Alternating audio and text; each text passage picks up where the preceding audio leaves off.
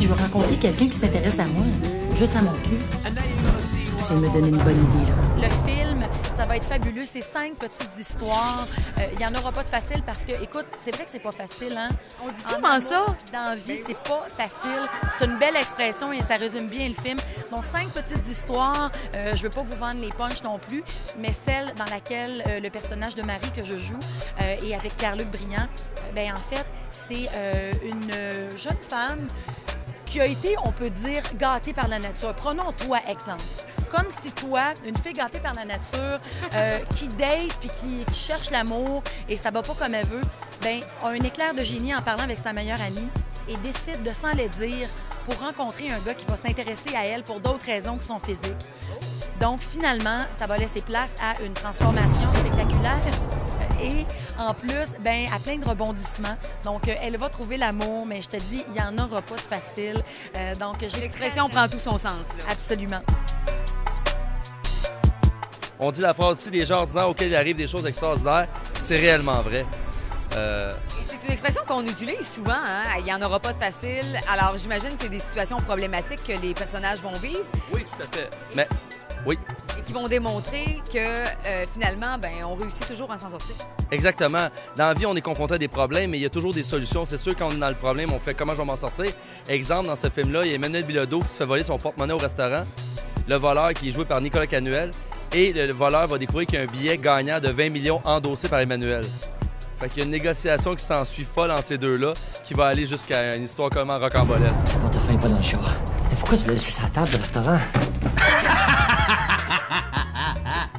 Il a marqué son nom. Et qu'est-ce qu'on dirait aux gens qui nous regardent dans les salles de cinéma pour les inciter à venir voir? Il n'y en aura pas de facile.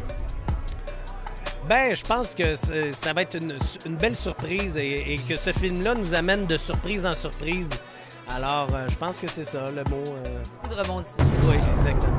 Ramé dans un gros chalet dans le Nord. Tout le kit, le date, le souper, face à face. Oh, t'as un petit quelque chose ici. Oh, merci beaucoup. Puis à un moment donné, tu vas te rendre compte que c'est une méchante freak qui shoot à l'héros, OK? Je peux pas faire ça, je suis dans la police. S'en fout, là. Ah, je t'ai pas de faire pogner, par exemple. Et là, bon, on parlait justement des acteurs qui sont dans le film, une super belle distribution. Et dans un premier rôle au cinéma, Rachid Badouri. Oui. Écoute, je dis souvent, comme on disait à Bluff puis à celui-là, quand j'écris le scénario, à un moment donné, j'imagine un personnage, un comédien, mais tu sais, je suis pas sûr qu'il va accepter. Je veux dire, ça reste des films tournés avec des petits budgets. Tu dis, bon, s'il accepte pas, c'est correct aussi, comme à Bluff. J'ai encore eu 100% d'acceptation, dont Rachid Badouri. Écoute, quand j'ai rencontré Rachid, juste pour dire, dans un petit restaurant, il me dit, je viens pour lui dire comment je le remercie d'avoir embarqué. Il dit, en premier, je veux dire de quoi, Marc-André? Merci de me donner une chance au cinéma. Je dis, OK, toi, t'as rien compris, là. C'est toi qui me donne une chance, c'est pas moi qui t'en donne une. Fait que c'était super drôle. Puis écoute, il a bien aimé son rôle. Alors, le film, c'est un représentant de bateau de sauvetage et il vient faire une démonstration à David Boutin. Mais ce qui est drôle, c'est que les bateaux de sauvetage que lui représente, la compagnie, avant de faire des bateaux de sauvetage, faisait des poupées gonflables. Ils ont tous développé leur technologie à travers une poupée gonflable. Et il va oublier son stock chez David Boutin. Et David Boutin va se ramasser avec une fille avec ce matériel-là. Ça va faire un bordel. Donc, les gens qui nous regardent dans les salles de cinéma peuvent s'attendre à... Ils peuvent s'attendre à un film extraordinaire, une belle comédie romantique, pleine de rebondissements. Et puis, en septembre, dans vos salles. Donc, on va voir ça. Oui, merci.